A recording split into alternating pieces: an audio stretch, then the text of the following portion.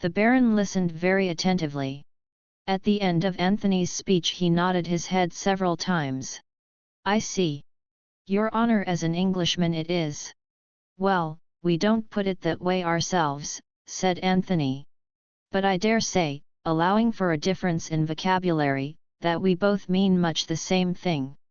The Baron rose to his feet. "For the English honor I much respect have," he announced. "We must another way try. I wish you good morning." He drew his heels together, clicked, bowed and marched out of the room, holding himself stiffly erect. "Now I wonder what he meant by that," mused Anthony. "Was it a threat?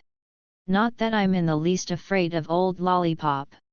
Rather a good name for him, that, by the way. I shall call him Baron Lollipop." He took a turn or two up and down the room, undecided on his next course of action. The date stipulated upon for delivering the manuscript was a little over a week ahead. Today was the 5th of October. Anthony had no intention of handing it over before the last moment. Truth to tell, he was by now feverishly anxious to read these memoirs. He had meant to do so on the boat coming over, but had been laid low with a touch of fever, and not at all in the mood for deciphering crabbed and illegible handwriting, for none of the manuscript was typed. He was now more than ever determined to see what all the fuss was about. There was the other job too. On an impulse, he picked up the telephone book and looked up the name of Revel.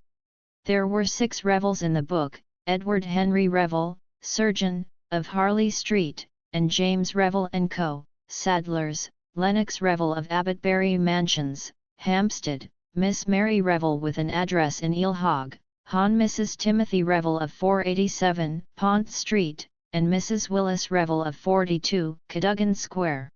Eliminating the saddlers and Miss Mary Revel, that gave him 4 names to investigate, and there was no reason to suppose that the lady lived in London at all. He shut up the book with a short shake of the head. "For the moment I'll leave it to chance," he said. "Something usually turns up. The luck of the Anthony Cades of this world is perhaps in some measure due to their own belief in it." Anthony found what he was after not half an hour later, when he was turning over the pages of an illustrated paper. It was a representation of some tableaux organized by the Duchess of Perth.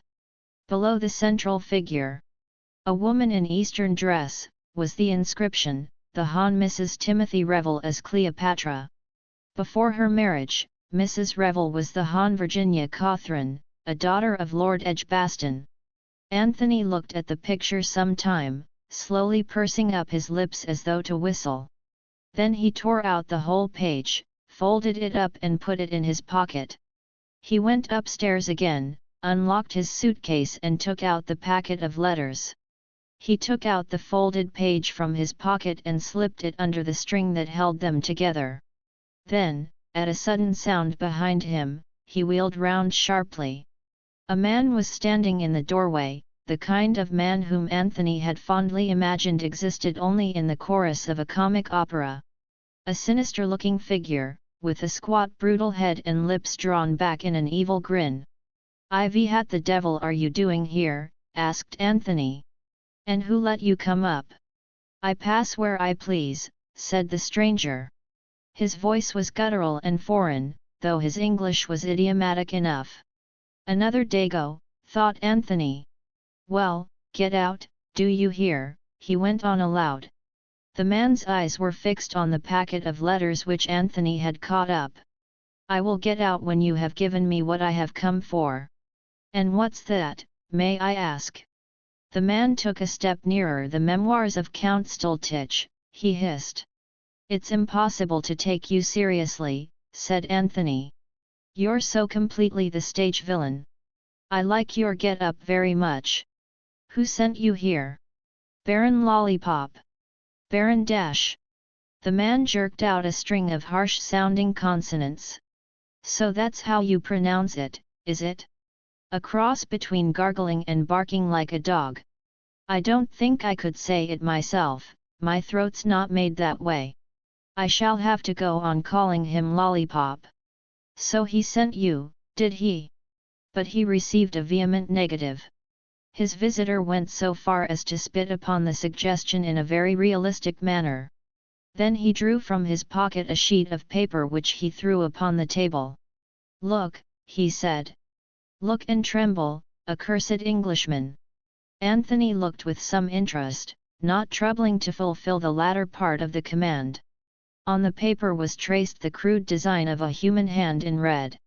"It looks like a hand," he remarked. "But, if you say so, I'm quite prepared to admit that it's a cubist picture of sunset at the North Pole. It is the sign of the comrades of the Red Hand. I am a comrade of the Red Hand." "You don't say so," said Anthony, looking at him with much interest. "Are the others all like you? I don't know what the Eugenics Society would have to say about it." The man snarled angrily. "Dog," he said. "Worse than dog. Paid slave of an effete monarchy. Give me the memoirs, and you shall go unscathed. Such is the clemency of the Brotherhood." "It's very kind of them, I'm sure," said Anthony, "but I'm afraid that both they and you are laboring under a misapprehension. My instructions are to deliver the manuscript, not to your amiable society, but to a certain firm of publishers." "Pa," laughed the other. "Do you think you will ever be permitted to reach that office alive? Enough of this fool's talk. Hand over the papers, or I shoot." He drew a revolver from his pocket and brandished it in the air. But there he misjudged his Anthony Cade. He was not used to men who could act as quickly, or quicker than they could think. Anthony did not wait to be covered by the revolver. Almost as soon as the other got it out of his pocket, Anthony had sprung forward and knocked it out of his hand. The force of the blow sent the man swinging round, so that he presented his back to his assailant. The chance was too good to be missed. With one mighty, well-directed kick, Anthony sent the man flying through the doorway into the corridor, where he collapsed in a heap. Anthony stepped out after him, but the doughty comrade of the Red Hand had had enough. He got nimbly to his feet and fled down the passage. Anthony did not pursue him, but went back into his own room. "So much for the comrades of the Red Hand," he remarked. "Picturesque appearance, but easily routed by direct action. How the hell did that fellow get in, I wonder?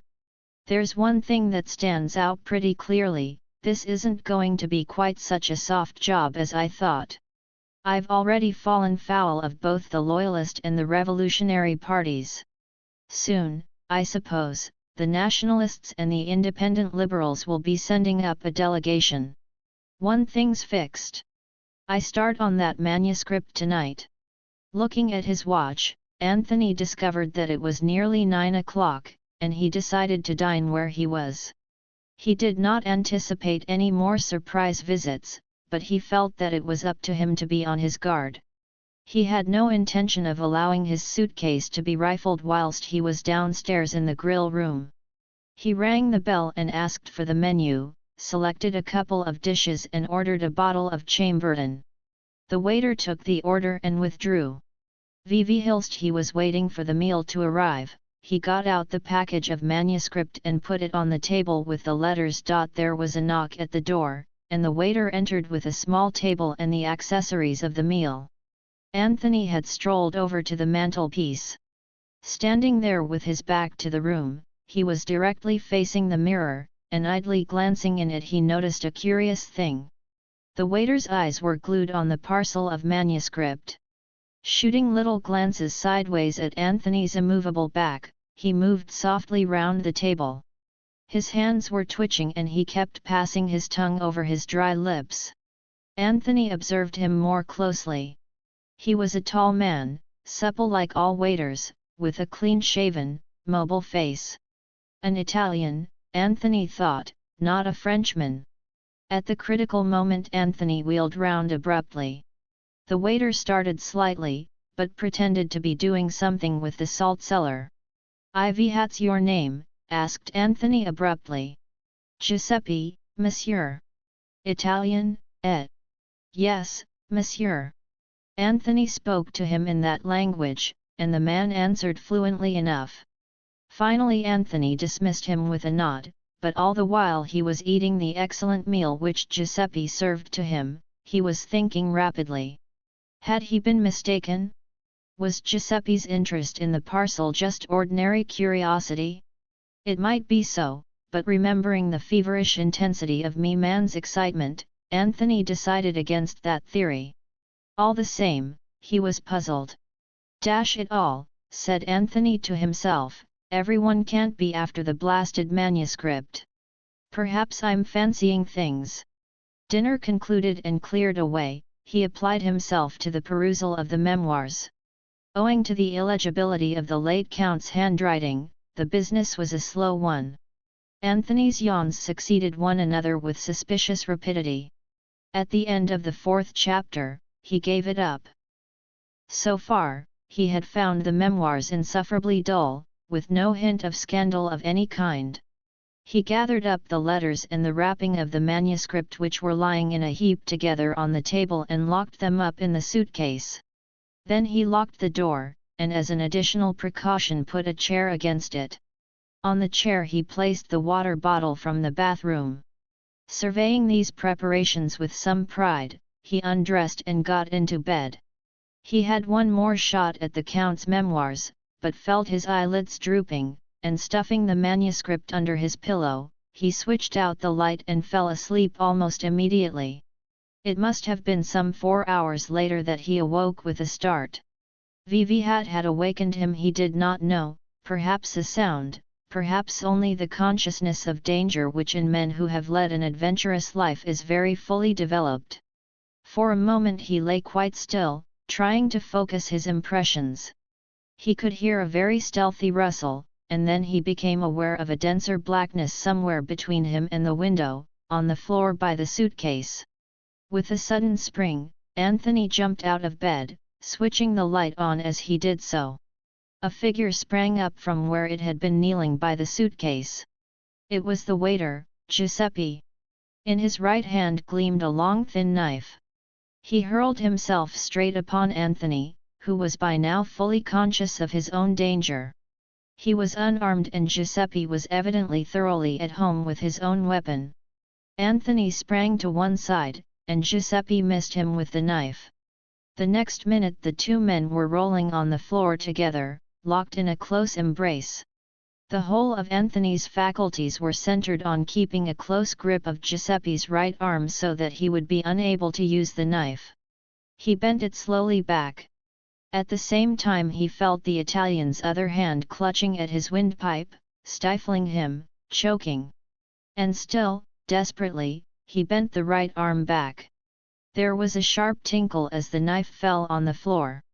At the same time, the Italian extricated himself with a swift twist from Anthony's grasp.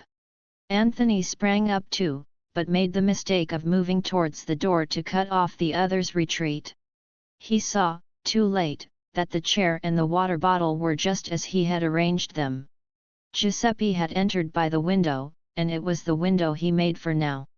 In the instant's respite given him by Anthony's move towards the door, he had sprung out on the balcony, leaped over to the adjoining balcony and had disappeared through the adjoining window. Anthony knew well enough that it was of no use to pursue him. His way of retreat was doubtless fully assured. Anthony would merely get himself into trouble. He walked over to the bed, thrusting his hand beneath the pillow and drawing out the memoirs. Lucky that they had been here and not in the suitcase. He crossed over to the suitcase and looked inside, meaning to take out the letters. Then he swore softly under his breath. The letters were gone. Chapter 6 The Gentle Art of Blackmail. Tea was exactly 5 minutes to 4 when Virginia Revel, rendered punctual by a healthy curiosity, returned to the house in Pont Street. She opened the door with her latchkey, and stepped into the hall to be immediately confronted by the impassive Chilvers. "I beg pardon, ma'am, but a person has called to see you." For the moment, Virginia did not pay attention to the subtle phraseology whereby Chilvers cloaked his meaning. "Mr. Lomax? Vivi here, is he? In the drawing room?" "Oh, no, ma'am, not Mr. Lomax." Chilvers' tone was faintly reproachful. a person. I was reluctant to let him in, but he said his business was most important, connected with the late captain, I understood him to say. Thinking therefore that you might wish to see him, I put him, in the study. Virginia stood thinking for a minute. She had been a widow now for some years, and the fact that she rarely spoke of her husband was taken by some to indicate that below her careless demeanor was a still aching wound. By others it was taken to mean the exact opposite, that Virginia had never really cared for Tim Revel, and that she found it insincere to profess a grief she did not feel. I should have mentioned, ma'am, continued Chilvers, that the man appears to be some kind of foreigner. Virginia's interest heightened a little. Her husband had been in the diplomatic service, and they had been together in Czechoslovakia just before the sensational murder of the King and Queen. This man might probably be a Czechoslovakian, some old servant who had fallen on evil days. You did quite right, Chilvers, she said with a quick, approving nod. Ivy here, did you say you put him? In the study. She crossed the hall with her light buoyant step, and opened the door of the small room that flanked the dining room. The visitor was sitting in a chair by the fireplace. He rose on her entrance and stood looking at her. Virginia had an excellent memory for faces, and she was at once quite sure that she had never seen the man before. He was tall and dark, supple in figure, and quite unmistakably a foreigner, but she did not think he was of Slavonic origin. She put him down as Italian or possibly Spanish. You wish to see me? She asked. I am Mrs. Revel. The man did not answer for a minute or two. He was looking her slowly over, as though appraising her narrowly. There was a veiled insolence in his manner which she was quick to feel. Will you please state your business, she said, with a touch of impatience. You are Mrs. Revel? Mrs. Timothy Revel. Yes. I told you so just now. Quite so. It is a good thing that you consented to see me, Mrs. Revel. Otherwise, as I told your butler, I should have been compelled to do business with your husband. Virginia looked at him in astonishment, but some impulse quelled the retort that sprang to her lips. She contented herself by remarking dryly, you might have found some difficulty in doing that.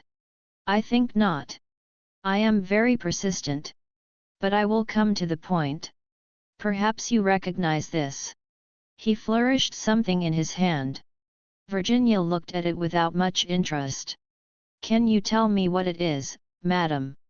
It appears to be a letter, replied Virginia, who was by now convinced that she had to do with a man who was mentally unhinged.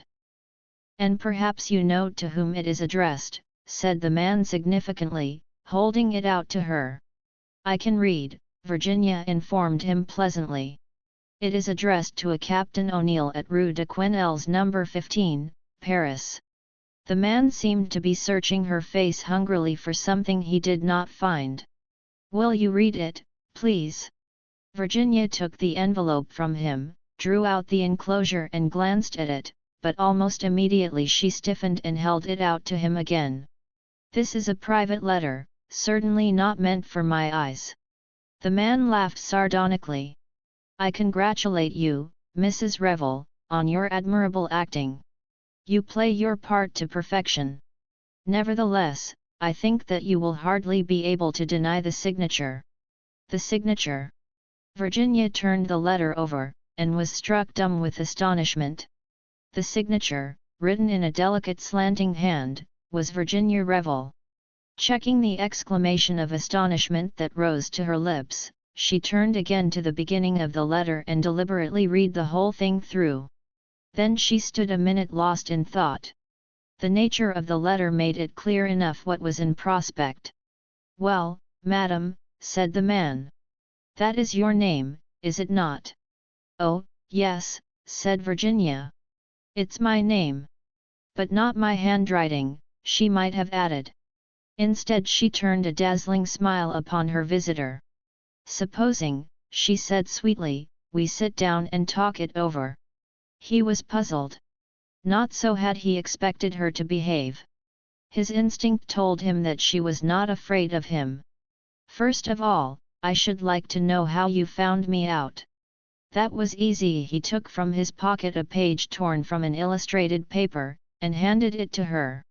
Anthony Cade would have recognized it. She gave it back to him with a thoughtful little frown.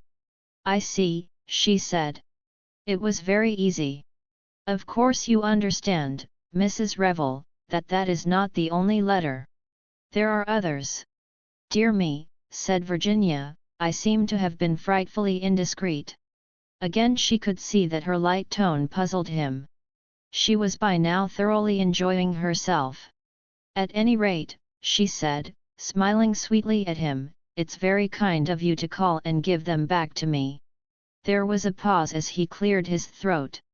"I am a poor man, Mrs. Revel," he said at last, with a good deal of significance in his manner. "As such you will doubtless find it easier to enter the kingdom of heaven, or so I have always heard. I cannot afford to let you have these letters for nothing. I think you are under a misapprehension. Those letters are the property of the person who wrote them. That may be the law, madam, but in this country you have a saying, possession is 9 points of the law. And, in any case, are you prepared to invoke the aid of the law?" "The law is a severe one for blackmailers," Virginia reminded him. "Come, Mrs. Revel, I am not quite a fool. I have read these letters, the letters of a woman to her lover, one and all breathing dread of discovery by her husband. Do you want me to take them to your husband? You have overlooked one possibility. Those letters were written some years ago. Supposing that since then, I have become a widow." He shook his head with confidence. "In that case, if you had nothing to fear, you would not be sitting here making terms with me." Virginia smiled. "Ivy hat is your price?" she asked in a businesslike manner. "For £1,000 I will hand the whole packet over to you. It is very little that I am asking there, but, you see, I do not like the business." "I shouldn't dream of paying you £1,000, said Virginia with decision. "Madam, I never bargain. £1,000, and I will place the letters in your hands." Virginia reflected. "You must give me a little time to think it over. It will not be easy for me to get such a sum together. A few pounds on account perhaps, say 50, and I will call again." Virginia looked up at the clock. It was 5 minutes past 4, and she fancied that she had heard the bell. "Very well," she said hurriedly. "Come back tomorrow, but later than this. About 6. She crossed over to a desk that stood against the wall, unlocked one of the drawers, and took out an untidy handful of notes. "There is about £40 here. That will have to do for you." He snatched at it eagerly. "And now go at once, please," said Virginia. He left the room obediently enough. Through the open door Virginia caught a glimpse of George Lomax in the hall, just being ushered upstairs by Chilvers. As the front door closed, Virginia called to him. "Come in here, George. Chilvers, bring us tea in here, will you please?" She flung open both windows, and George Lomax came into the room to find her standing erect with dancing eyes and wind-blown hair. "I'll shut them in a minute, George, but I felt the room ought to be aired." "Did you fall over the blackmailer in the hall?" "The what?" "Blackmailer, George. Blackmailer, blackmailer. One who blackmails." "My dear Virginia, you can't be serious." "Oh, but I am, George." "But who did he come here to blackmail?" "Me, George." "But, my dear Virginia, what have you been doing?" "Well, just for once, as it happens, I hadn't been doing anything. The good gentleman mistook me for someone else." "You rang up the police, I suppose?" "No, I didn't. I suppose you think I ought to have done so." "Well, George considered weightily. No, perhaps not, perhaps you acted wisely. You might be mixed up in some unpleasant publicity in connection with the case. You might even have had to give evidence. I should have liked that, said Virginia. I would love to be summoned, and I should like to see if judges really do make all the rotten jokes you read about. It would be most exciting. I was at Vine Street the other day to see about a diamond brooch I had lost, and there was the most perfectly lovely inspector, the nicest man I ever met. George, as was his custom, let all irrelevancies pass. But what did you do about this scoundrel? Well, George, I'm afraid I let him do it. Do what? Blackmail me. George's face of horror was so poignant that Virginia had to bite her underlip. You mean, do I understand you to mean, that you did not correct the misapprehension under which he was laboring? Virginia shook her head, shooting a sideways glance at him. Good heavens, Virginia, you must be mad. I suppose it would seem that way to you. But why? In God's name, why? Several reasons. To begin with, he was doing it so beautifully, blackmailing me. I hate to interrupt an artist when he's doing his job really well. And then, you see, I'd never been blackmailed. I should hope not, indeed. And I wanted to see what it felt like. I am quite at a loss to comprehend you, Virginia. I knew you wouldn't understand. You did not give him money, I hope. Just a trifle, said Virginia apologetically. How much? £40. Virginia. My dear George, it's only what I pay for an evening dress. It's just as exciting to buy a new experience as it is to buy a new dress, more so, in fact. George Lomax merely shook his head, and Chilvers appearing at that moment with the tea urn, he was saved from having to express his outraged feelings. When tea had been brought in, and Virginia's deft fingers were manipulating the heavy silver teapot, she spoke again on the subject. I had another motive too, George, a brighter and better one. We women are usually supposed to be cats, but at any rate I'd done another woman a good turn this afternoon. This man isn't likely to go off looking for another Virginia Revel. He thinks he's found his bird. All right. Poor little devil, she was in a blue funk when she wrote that letter. Mr. Blackmailer would have had the easiest job in his life there. Now, though he doesn't know it, he's up against a tough proposition. Starting with the great advantage of having led a blameless life, I shall toy with him to his undoing, as they say in books. Guile, George, lots of guile. George still shook his head. I don't like it, he persisted. I don't like it. Well, never mind, George dear. You didn't come here to talk about blackmailers. Mat did you come here for, by the way? Correct answer, to see you. Accent on the U, and press her hand with significance unless you happen to have been eating heavily buttered muffin, in which case it must all be done with the eyes. I did come to see you, replied George seriously. And I am glad to find you alone. Oh, George, this is so sudden, says she, swallowing a currant. I wanted to ask a favor of you. I have always considered you, Virginia, as a woman of considerable charm. Oh, George. And also as a woman of intelligence. Not really? How well the man knows me. My dear Virginia, there is a young fellow arriving in England tomorrow whom I should like you to meet. All right, George, but it's your party, let that be clearly understood. You could, I feel sure, if you chose, exercise your considerable charm. Virginia cocked her head a little on one side.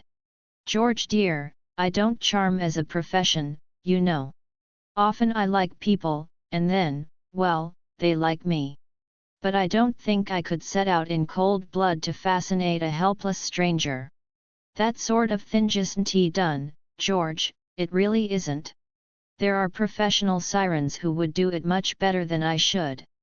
That is out of the question, Virginia. This young man, he is a Canadian, by the way, of the name of McGrath, a Canadian of Scottish descent, says she, deducing brilliantly.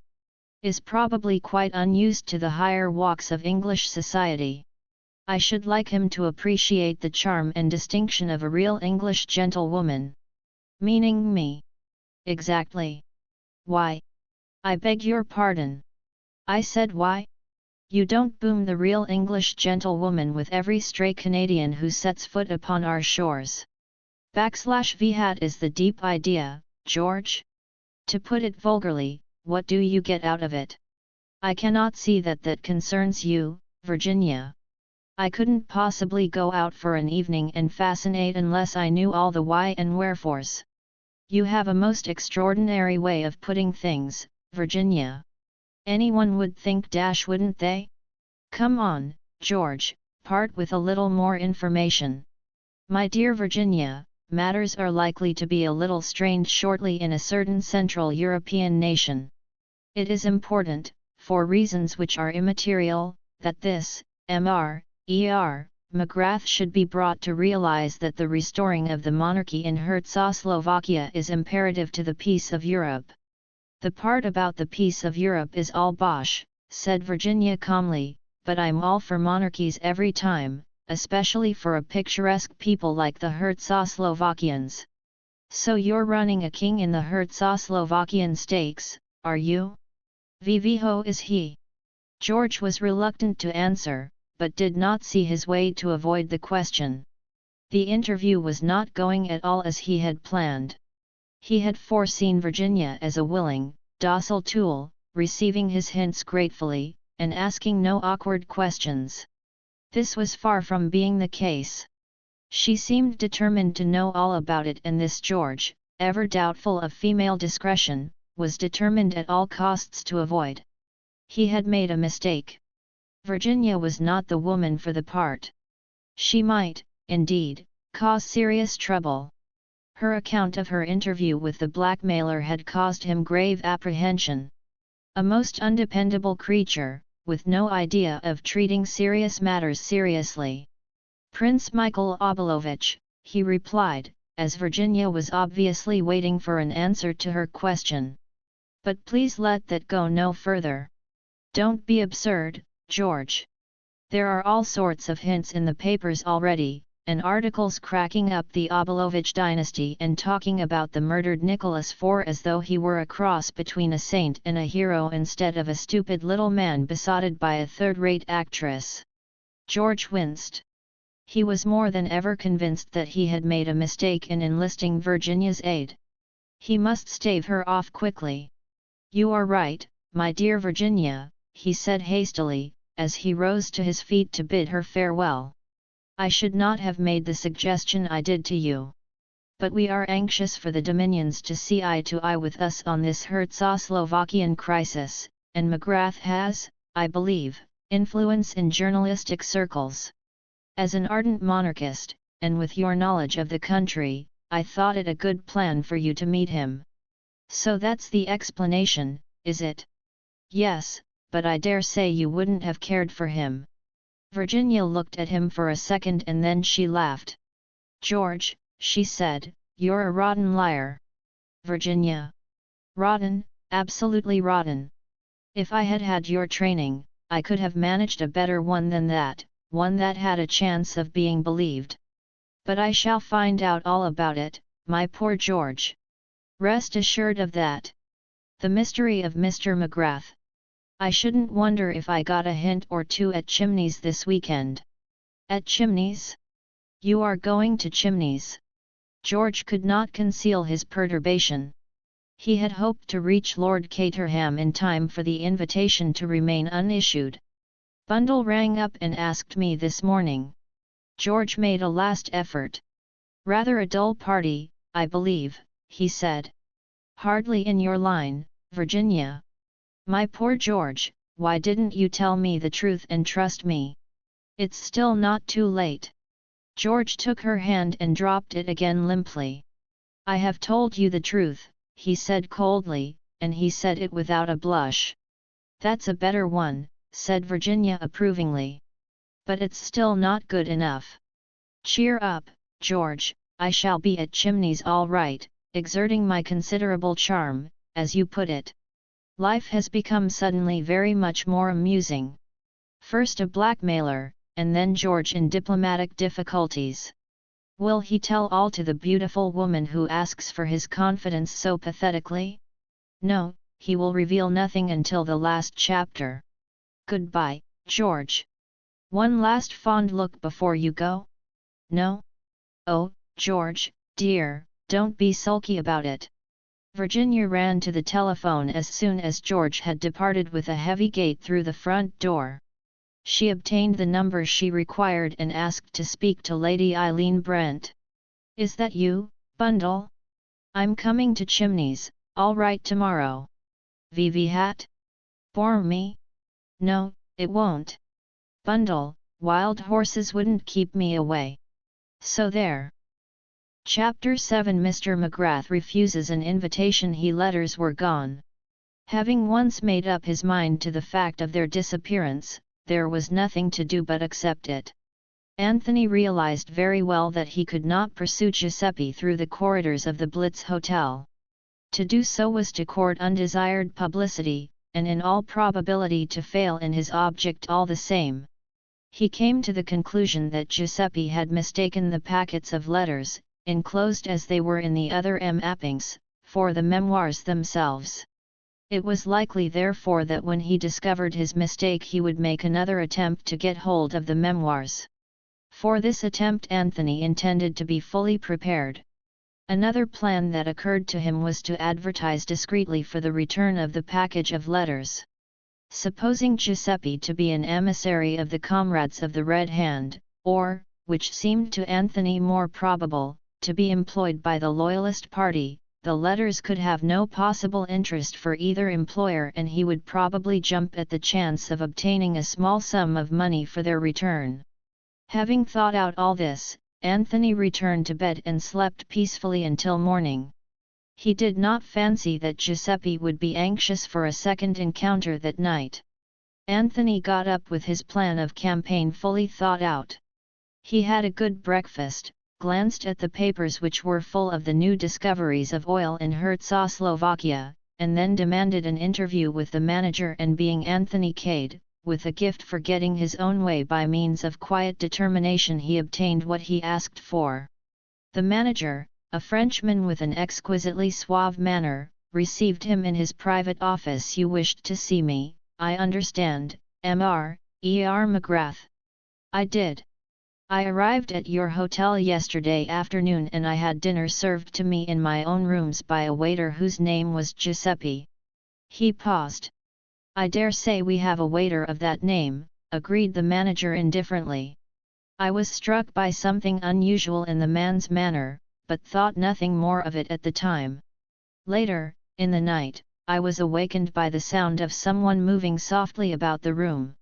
I switched on the light, and found this same Giuseppe in the act of rifling my leather suitcase. The manager's indifference had completely disappeared now. But I have heard nothing of this, he exclaimed. Why was I not informed sooner? The man and I had a brief struggle. He was armed with a knife, by the way. In the end he succeeded in making off by way of the window. What did you do then, Mr. McGrath? I examined the contents of my suitcase. Had anything been taken? Nothing of importance, said Anthony slowly. The manager leaned back with a sigh. I am glad of that, he remarked. But you will allow me to say, Mr. McGrath, that I do not quite understand your attitude in the matter. You made no attempt to arouse the hotel? To pursue the thief? Anthony shrugged his shoulder. Nothing of value had been taken, as I tell you. I am aware, of course, that strictly speaking it is a case for the police. He paused, and the manager murmured without any particular enthusiasm, for the police, of course. In any case, I was fairly certain that the man would manage to make good his escape, and since nothing was taken, why bother with the police? The manager smiled a little. I see that you realize, Mr. McGrath, that I am not at all anxious to have the police called in. From my point of view it is always disastrous. If the newspaper can get hold of anything connected with a big fashionable hotel such as this, they run it for all it is worth, no matter how insignificant the real subject may be. Quite so, agreed Anthony. Now I told you that nothing of value had been taken, and that was perfectly true in a sense. Nothing of any value to the thief was taken, but he got hold of something which is of considerable value to me. Letters, you understand. An expression of superhuman discretion, only to be achieved by a Frenchman, settled down upon the manager's face. I comprehend, he murmured. But perfectly. Naturally, it is not a matter for the police.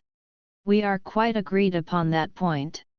But you will understand that I have every intention of recovering these letters. In the part of the world where I come from, people are used to doing things for themselves. What I require from you therefore is the fullest possible information you can give me about this waiter, Giuseppe. I see no objection to that, said the manager after a moment or two's pause. I cannot give you the information offhand, of course, but if you will return in half an hour's time I will have everything ready to lay before you. Thank you very much. That will suit me admirably. In half an hour's time, Anthony returned to the office again to find that the manager had been as good as his word. Jotted down on a piece of paper were all the relevant facts known about Giuseppe Mainoli. He came to us, you see, about 3 months ago. A skilled and experienced waiter. Has given complete satisfaction. He has been in England about 5 years. Together the two men ran over a list of the hotels and restaurants where the Italian had worked. One fact struck Anthony as being possibly of significance. At 2 of the hotels in question there had been serious robberies during the time that Giuseppe was employed there, though no suspicion of any kind had attached to him in either case. Still, the fact was significant. Was Giuseppe merely a clever hotel thief? Had his search of Anthony's suitcase been only part of his habitual professional tactics? He might just possibly have had the packet of letter in his hand at the moment when Anthony switched on the light, and have shoved it into his pocket mechanically so as to have his hands free. In that case, the thing was mere plain or garden robbery. Against that, there was to be put the man's excitement of the evening before when he had caught sight of the papers lying on the table. There had been no money or object of value there such as would excite the cupidity of an ordinary thief. No, Anthony felt convinced that Giuseppe had been acting as a tool for me outside agency. With the information supplied to him by the manager, it might be possible to learn something about Giuseppe's private life and so finally track him down. He gathered up the sheet of paper and rose. Thank you very much indeed. It's quite unnecessary to ask, I suppose, whether Giuseppe is still in the hotel. The manager smiled. His bed was not slept in, and all his things have been left behind. He must have rushed straight out after his attack upon you. I don't think there is much chance of our seeing him again. I imagine not. Well, thank you very much indeed. I shall be staying on here for the present. I hope you will be successful in your task, but I confess that I am rather doubtful. I always hope for the best. One of Anthony's first proceedings was to question some of the other waiters who had been friendly with Giuseppe, but he obtained very little to go upon. He wrote out an advertisement on the lines he had planned, and had it sent to 5 of the most widely read newspapers. He was just about to go out and visit the restaurant at which Giuseppe had been previously employed when the telephone rang. Anthony took up the receiver. Hello, what is it? A toneless voice replied. Am I speaking to Mr. McGrath? You are. Are you? This is Messrs. Balderson and Hodgkins. Just a minute, please.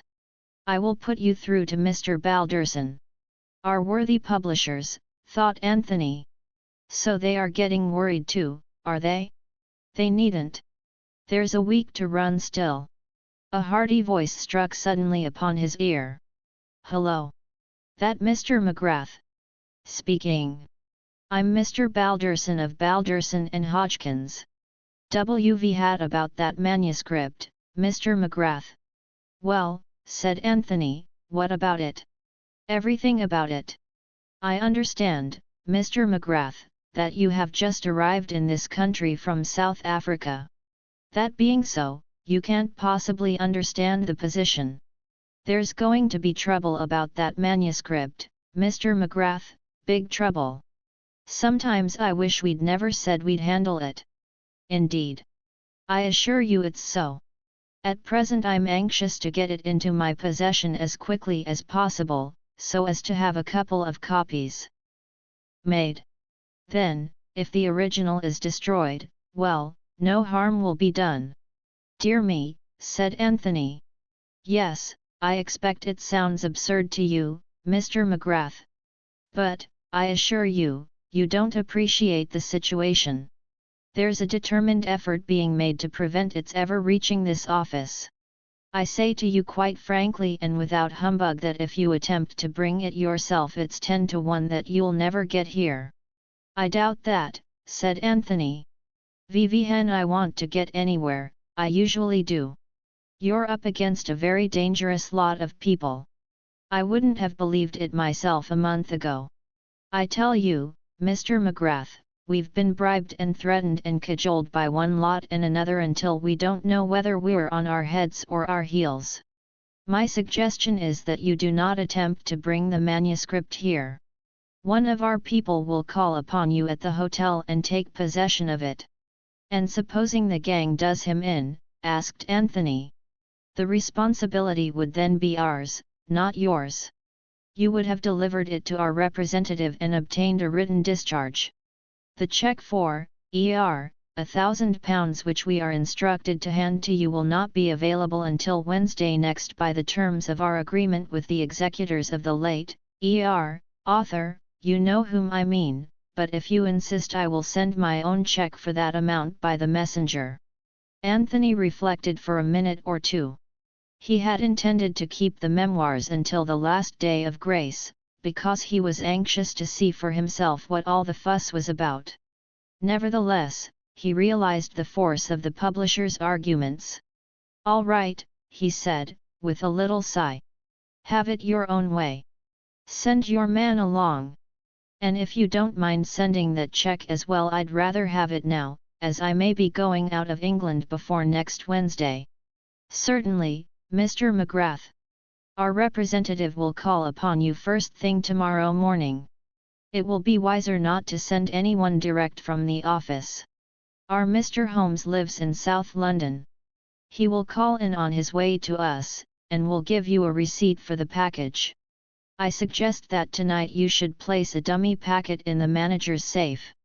Your enemies will get to hear of this, and it will prevent any attack being made upon your apartments tonight. Very well, I will do as you direct. Anthony hung up the receiver with a thoughtful face. Then he went on with his interrupted plan of seeking news of the slippery Giuseppe. He drew a complete blank, however. Giuseppe had worked at the restaurant in question, but nobody seemed to know anything of his private life or associates. But I'll get you, my lad, murmured Anthony, between his teeth. I'll get you yet. It's only a matter of time. His second night in London was entirely peaceful. At 9 o'clock the following morning, the card of Mr. Holmes from Messrs. Balderson and Hodgkins was sent up, and Mr. Holmes followed it. A small, fair man with a quiet manner. Anthony handed over the manuscript, and received in exchange a cheque for £1,000. Mr. Holmes packed up the manuscript in the small brown bag he carried, wished Anthony good morning, and departed. The whole thing seemed very tame. But perhaps he'll be murdered on the way there, Anthony murmured aloud, as he stared idly out of the window.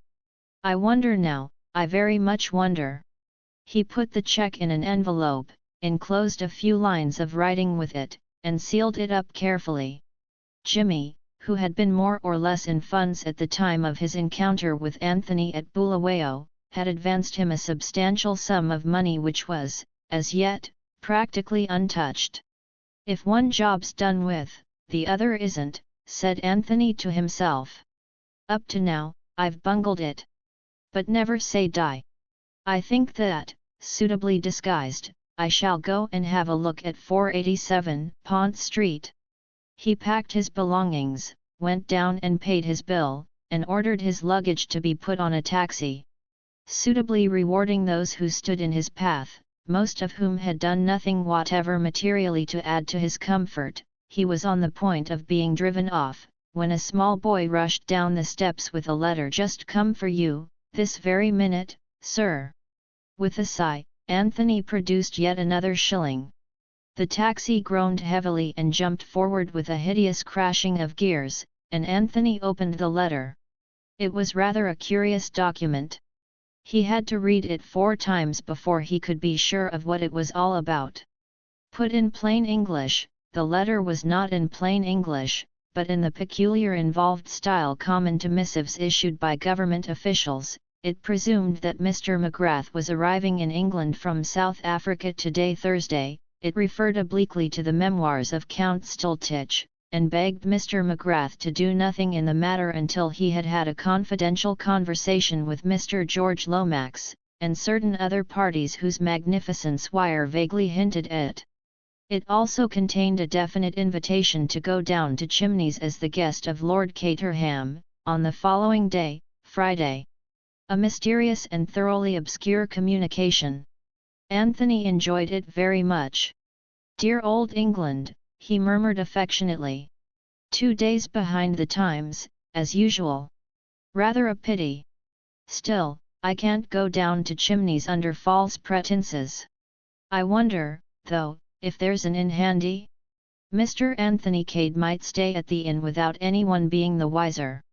He leaned out of the window, and gave new directions to the taxi driver, who acknowledged them with a nod of contempt. The taxi drew up before one of London's more obscure hostelries. The fare, however, was paid on a scale befitting its point of departure. Having booked a room in the name of Anthony Cade, Anthony passed into a writing room, took out a sheet of notepaper stamped with the legend Hotel Blitz, and wrote rapidly. He explained that he had arrived on the preceding Tuesday, that he had handed over the manuscript in question to Messrs. Balderson and Hodgkins, and he regretfully declined the kind invitation of Lord Caterham as he was leaving England almost immediately. He signed the letter yours faithfully, James McGrath. And now, said Anthony, as he affixed the stamp to the envelope. To business. Exit James McGrath, and enter Anthony Cade. Chapter 8. A dead man. And that same Thursday afternoon Virginia Revel had been playing tennis at Ranelagh. All the way back to Pont Street, as she lay back in the long, luxurious limousine, a little smile played upon her lips as she rehearsed her part in the forthcoming interview. Of course it was within the bounds of possibility that the blackmailer might not reappear, but she felt pretty certain that he would. She had shown herself an easy prey. Well, perhaps this time there would be a little surprise for him. When the car drew up at the house, she turned to speak to the chauffeur before going up the steps. "How's your wife, Walton? I forgot to ask." "Better, I think, ma'am. The doctor said he'd look in and see her about 6:30. Will you be wanting the car again?" Virginia reflected for a minute. "I shall be away for the weekend. I'm going by the 6.40 from Paddington, but I shan't need you again, a taxi will do for that. I'd rather you saw the doctor. If he thinks it would do your wife good to go away for the weekend, take her somewhere, Walton. I'll stand the expense."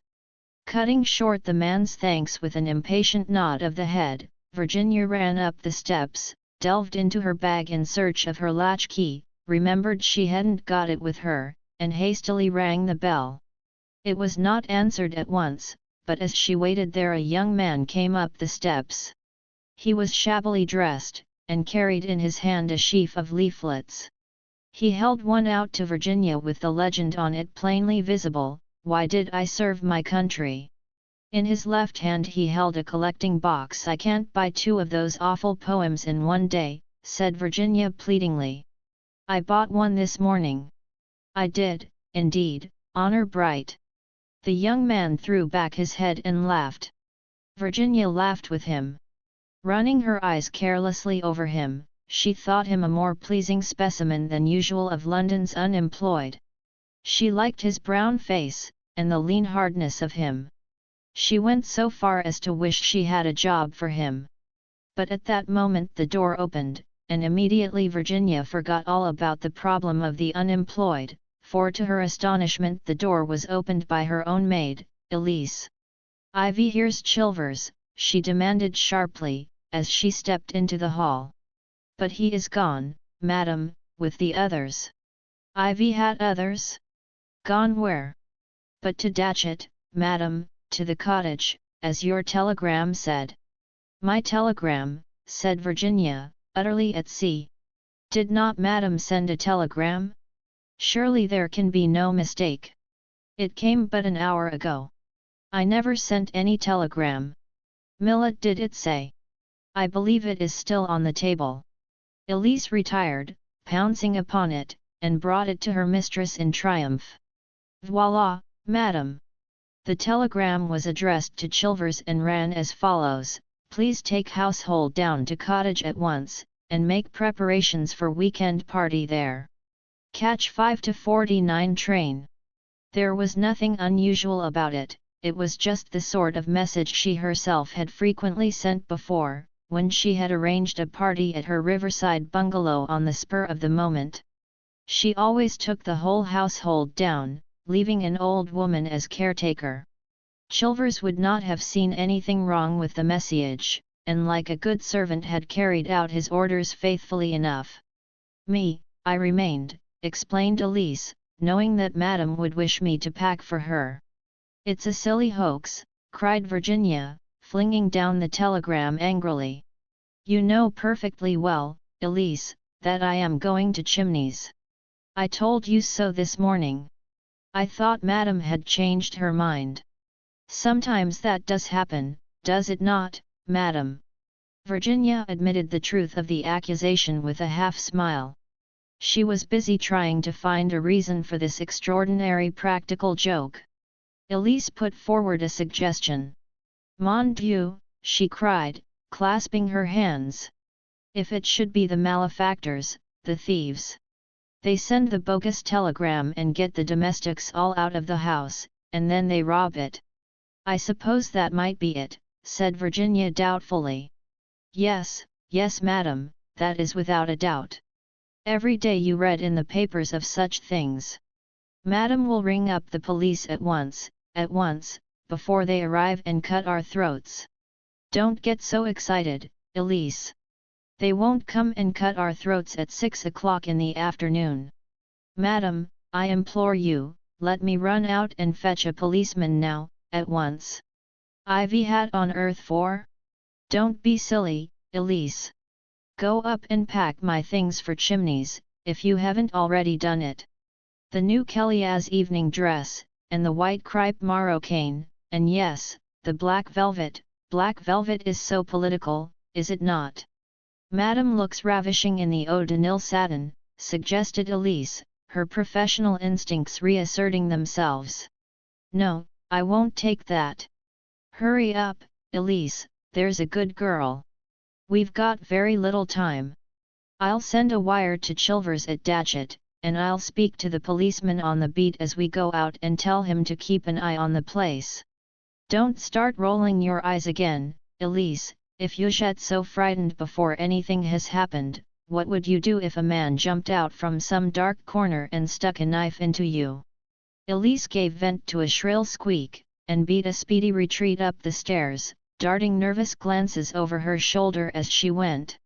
Virginia made a face at her retreating back, and crossed the hall to the little study where the telephone was.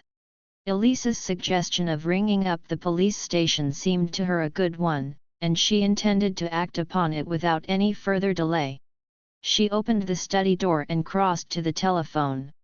Then, with her hand on the receiver, she stopped. A man was sitting in the big armchair, sitting in a curious huddled position. In the stress of the moment, she had forgotten all about her expected visitor. Apparently he had fallen asleep whilst waiting for her. She came right up to the chair, a slightly mischievous smile upon her face. And then suddenly the smile faded. The man was not asleep. He was dead.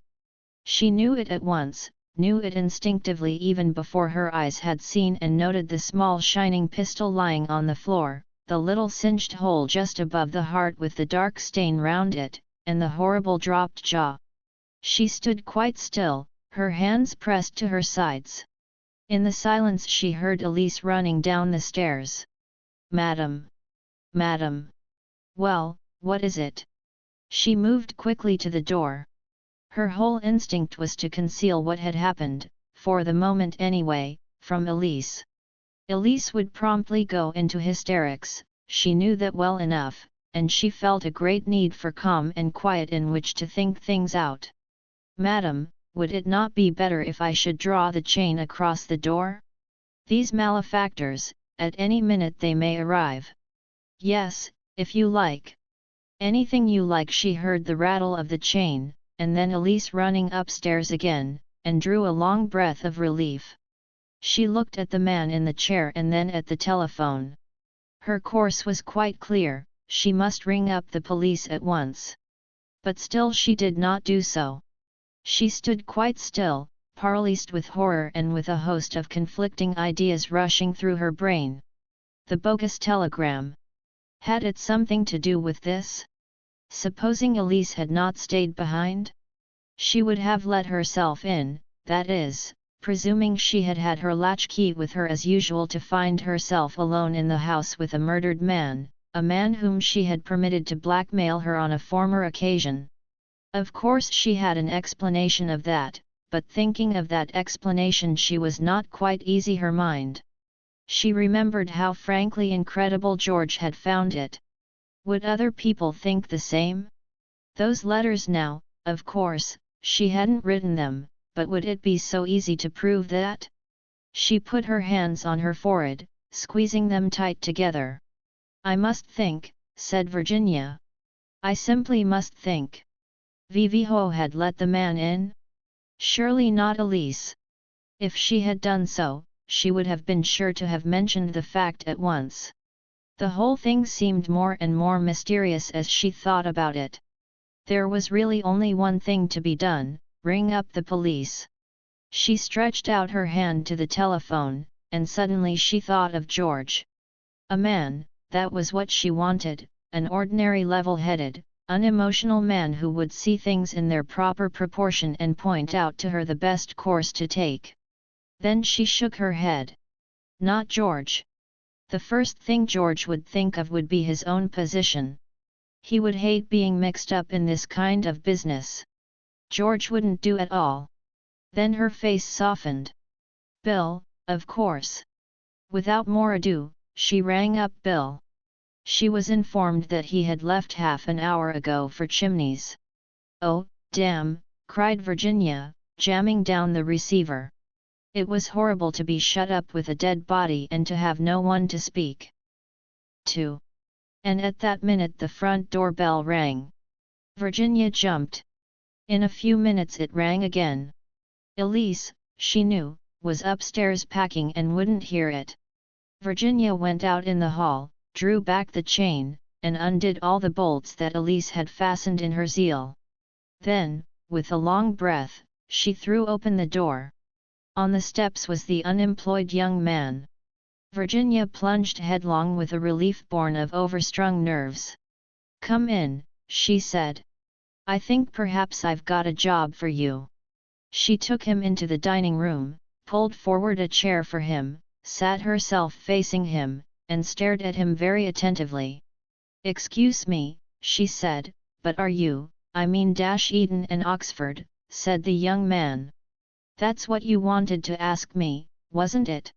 "Something of the kind," admitted Virginia. "Come down on the world entirely through my own incapacity to stick to regular work. This isn't regular work you're offering me, I hope." A smile hovered for a moment on her lips. "It's very irregular." "Good," said the young man in a tone of satisfaction. Virginia noted his bronzed face and long lean body with approval. "You see," she explained. I'm in rather a hole, and most of my friends are, well, rather high up. They've all got something to lose. I've nothing whatever to lose. So go ahead. Ivy has the trouble. There's a dead man in the next room, said Virginia. He's been murdered, and I don't know what to do about it. She blurted out the words as simply as a child might have done. The young man went up enormously in her estimation by the way he accepted her statement. He might have been used to hearing a similar announcement made every day of his life. Excellent, he said, with a trace of enthusiasm. I've always wanted to do a bit of amateur detective work. Shall we go and view the body, or will you give me the facts first? I think I'd better give you the facts. She paused for a moment to consider how best to condense her story, and then began, speaking quietly and concisely. This man came to the house for the first time yesterday and asked to see me. He had certain letter with him, love letters, signed with my name but which weren't written by you, put in the young man quietly. Virginia looked at him in some astonishment. How did you know that? Oh, I deduced it. But go on. He wanted to blackmail me, and I don't know if you understand, but I let him. She looked at him appealingly, and he nodded his head reassuringly. Of course I understand. You wanted to see what it felt like. How frightfully clever of you. That's just what I did feel. I am clever, said the young man modestly. But, mind you, very few people would understand that point of view. Most people, you see, haven't got any imagination. I suppose that's so. I told this man to come back today, at 6 o'clock. I arrived home from Ranelagh to find that a bogus telegram had got all the servants except my maid out of the house. Then I walked into the study and found the man shot. Ivy Hole let him in. I don't know. I think if my maid had done so she would have told me. Does she know what had happened? I have told her nothing. The young man nodded, and rose to his feet. And now to view the body, he said briskly. But I'll tell you this, on the whole it's always best to tell the truth. One lie involves you in such a lot of lies, and continuous lying is so monotonous. Then you advise me to ring up the police? Probably. But just have a look at the fellow first. Virginia led the way out of the room. On the threshold she paused, looking back at him. By the way, she said, you haven't told me your name yet. My name? My name's Anthony Cade. Chapter 9 Anthony disposes of a body. Anthon followed Virginia out of the room, smiling a little to himself. Events had taken quite an unexpected turn. But as he bent over the figure in the chair he grew grave again. He's still warm, he said sharply. He was killed less than half an hour ago. Just before I came in. Exactly. He stood upright, drawing his brows together in a frown. Then he asked a question of which Virginia did not at once see the drift. Your maid's not been in this room, of course. No, does she know that you've been into it? Hi, yes. I came to the door to speak to her. After you'd found the body? Yes. And you said nothing. Would it have been better if I had? I thought she would go into hysterics. She's French, you know, and easily upset. I wanted to think over the best thing to do. Anthony nodded, but did not speak. You think it a pity, I can see. Well, it was rather unfortunate, Mrs. Revel. If you and the maid had discovered the body together, immediately on your return, it would have simplified matters very much. The man would then definitely have been shot before your return to the house. Ivy Hilst now they might say he was shot after. I see. He watched her taking in the idea, and was confirmed in his first impression of her formed when she had spoken to him on the steps outside. Besides beauty, she possessed courage and brain. Virginia was so engrossed in the puzzle presented to her that it did not occur to her to wonder at this strange man's ready use of her name. Hi, didn't Elise hear the shot? I wonder," she murmured. Anthony pointed to the open window, as a loud backfire came from a passing car. "There you are. London's not the place to notice a pistol shot." Virginia turned with a little shudder to the body in the chair. "He looks like an Italian," she remarked curiously. "He is an Italian," said Anthony. "I should say that his regular profession was that of a waiter. He only did blackmailing in his spare time. His name might very possibly be Giuseppe." "Good heavens!" cried Virginia. "Is this Sherlock Holmes?" "No," said Anthony regretfully. "I'm afraid it's just plain or garden cheating. I'll tell you all about it presently. Now you say this man showed you some letters and asked you for money.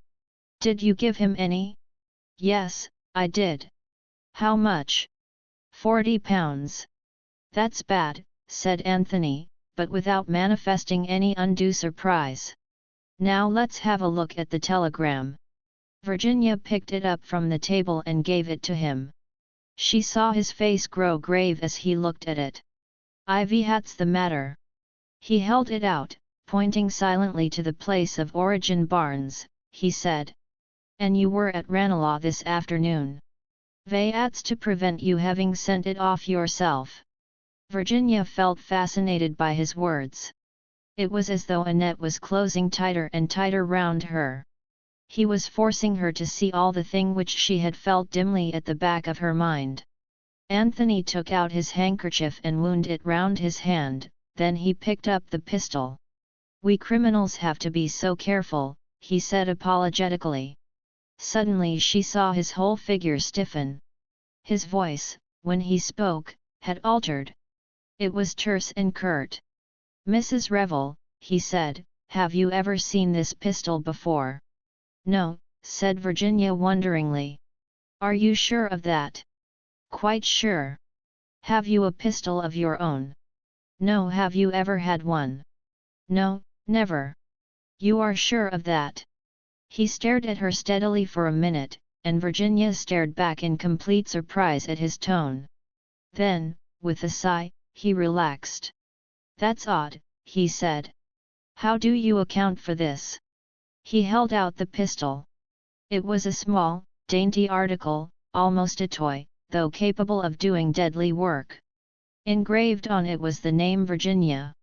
"Oh, it's impossible," cried Virginia. Her astonishment was so genuine that Anthony could but believe in it. "Sit down," he said quietly, "there's more in this than there seemed to be at first. To begin with, what's our hypothesis?" "There are only two possible ones. There is, of course, the real Virginia of the letters. She may have somehow or other tracked him down, shot him, dropped the pistol, stolen the letters, and taken herself off. That's quite possible, isn't it?" "I suppose so," said Virginia unwillingly.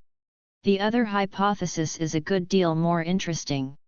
MMO ever wished to kill Giuseppe, wished also to incriminate you, in fact, that may have been their main object. They could get him easily enough anywhere, but they took extraordinary pains and trouble to get him here, and whoever they were, they knew all about you, your cottage at Datchet, your usual household arrangements, and the fact that you were at Ranelagh this afternoon. It seems an absurd question, but have you any enemies, Mrs. Revel?" "Of course I haven't, not that kind, anyway." "The question is," said Anthony, "what are we going to do now? There are two courses open to us.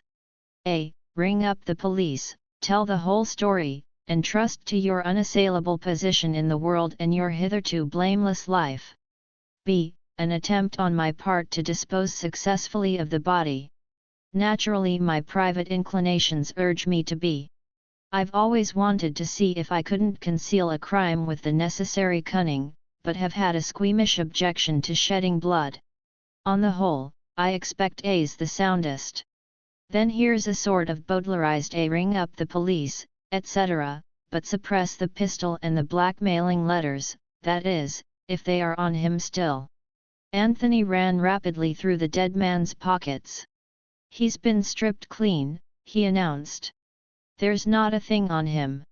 Be dirty work at the crossroads over those letters yet. Hello, what's this? Hole in the lining, something got caught there, torn roughly out, and a scrap of paper left behind. He drew out the scrap of paper as he spoke, and brought it over to the light. Virginia joined him.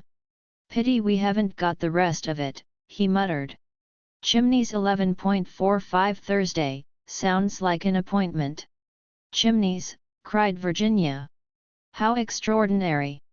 Aye, high extraordinary. Rather high-toned for such a low fellow. I'm going to Chimneys this evening. At least I was. Anthony wheeled round on her. Ivy hat's that? Say that again. I was going to Chimneys this evening, repeated Virginia. Anthony stared at her. I begin to see. At least, I may be wrong, but it's an idea.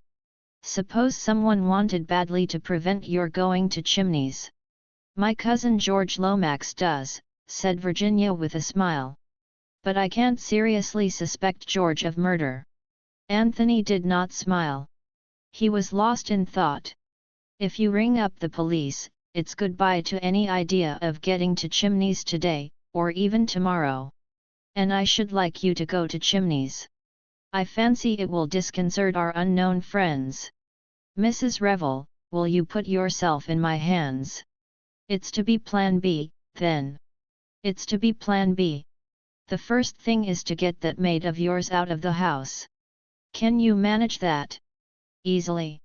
Virginia went out in the hall and called up the stairs. Elise. Elise. Madam. Anthony heard S. rapid colloquy, and then the front door opened and shut. Virginia came back into the room. She's gone. I sent her for some special scent, told her the shop in question was open until 8. It won't be, of course.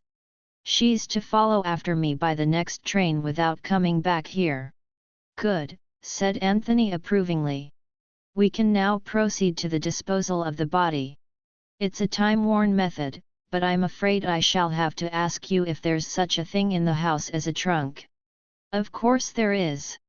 Come down to the basement and take your choice. There was a variety of trunks in the basement. Anthony selected a solid affair of suitable size. I'll attend to this part of it, he said tactfully. You go upstairs and get ready to start.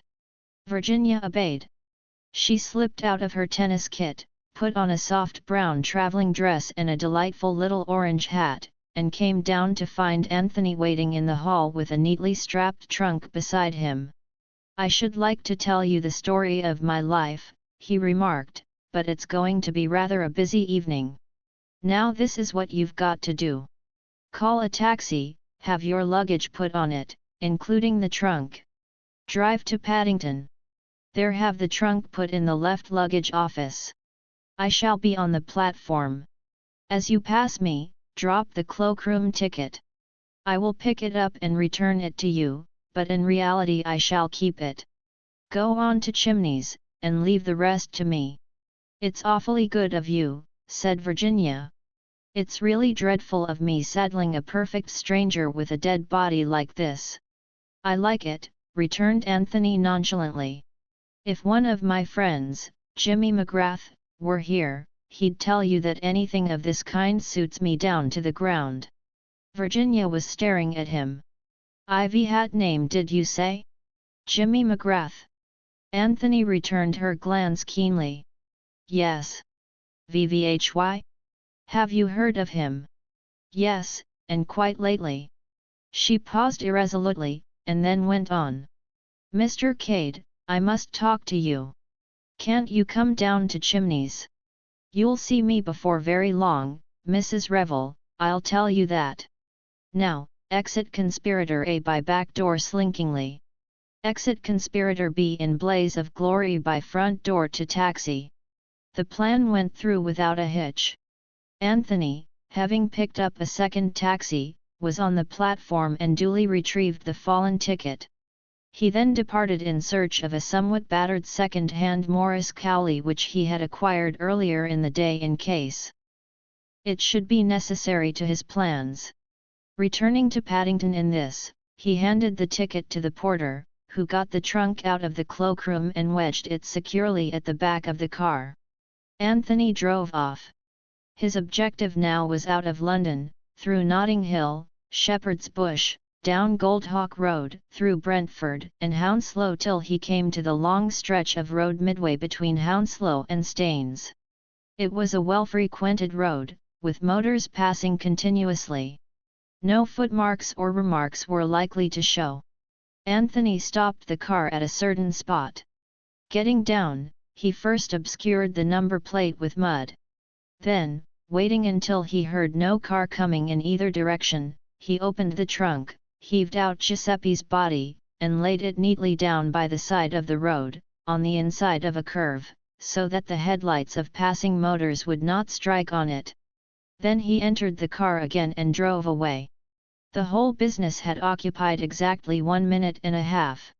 He made a detour to the right, returning to London by way of Burnham Beeches. There again he halted the car, and choosing a giant of the forest he deliberately climbed the huge tree. It was something of a feat, even for Anthony. To one of the topmost branches he affixed a small brown paper parcel, concealing it in a little niche close to the bole. "A very clever way of disposing of the pistol," said Anthony to himself with same approval. "Everybody hunts about on the ground, and drags pawns. But there are very few people in England who could climb that tree." Next, back to London and Paddington Station. Here he left the trunk, at the other cloakroom this time, the one on the arrival side. He thought longingly of such things as good rump steaks, juicy chops, and large masses of fried potatoes. But he shook his head ruefully, glancing at his wristwatch. He fed the Morris with a fresh supply of petrol, and then took the road once more. North this time. It was just alter 11:30 that he brought the car to rest in the road adjoining the Park of Chimneys. Jumping out he scaled the wall easily enough, and set out toward the house. It took him longer than he thought, and presently he broke into a run. A great grey mass loomed up out of the darkness, the venerable pile of chimneys. In the distance a stable clock chimed the 3/4. 11:45, the time mentioned on the scrap of paper. Anthony was on the terrace now, looking up at the house. Everything seemed dark and quiet. "They go to bed early, these politicians," he murmured to himself. And suddenly a sound smote upon his ears, the sound of a shot. Anthony spun round quickly. The sound had come from within the house, he was sure of that. He waited a minute, but everything was still as death. Finally he went up to one of the long French windows from where he judged the sound that had startled him had come. He tried the handle. It was locked. He tried some of the other windows, listening intently all the while. But the silence remained unbroken. In the end he told himself that he must have imagined the sound, or perhaps mistaken a stray shot coming from a poacher in the woods. He turned and retraced his steps across the park, vaguely dissatisfied and uneasy. He looked back at the house, and whilst he looked a light sprang up in one of the windows on the first floor. In another minute it went out again, and the whole place was in darkness once more. Chapter X Chimneys. Inspector Badgeworthy in his office. Time, 8:30 a.m. A tall portly man, Inspector Badgeworthy, with a heavy regulation tread. Inclined to breathe hard in moments of professional strain. In attendance Constable Johnson, very new to the force, with a downy unfledged look about him, like a human chicken. The telephone on the table rang sharply, and the inspector took it up with his usual portentous gravity of action. "Yes. Police Station Market Basing. Inspector Badgeworthy speaking. Matt." Slight alteration in the inspector's manner. As he is greater than Johnson, so others are greater than Inspector Badgeworthy. "Speaking, my lord." "I beg your pardon, my lord? I didn't quite hear what you said." Long pause, during which the inspector listens, quite a variety of expressions passing over his usually impassive countenance. Finally he lays down the receiver, after a brief "At once, my lord."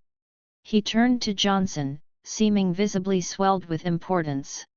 "From his lordship, at Chimneys, murder." "Murder," echoed Johnson, suitably impressed. "Murder it is," said the inspector, with great satisfaction.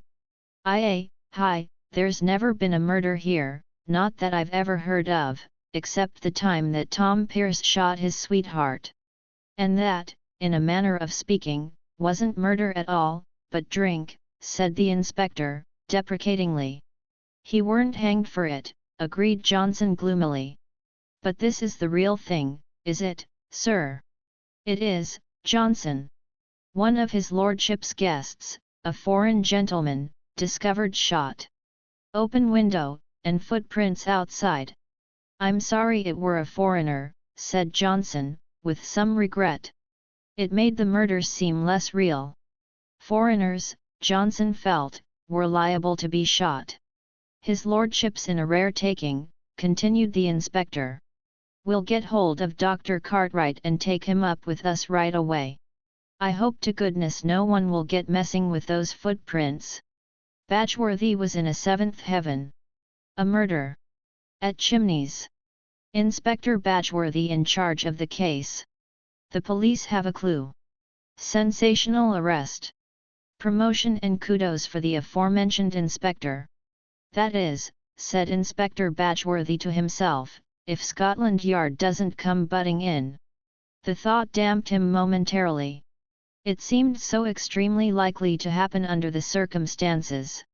They stopped at Dr. Cartwright's, and the doctor, who was a comparatively young man, displayed a keen interest. His attitude was almost exactly that of Johnson.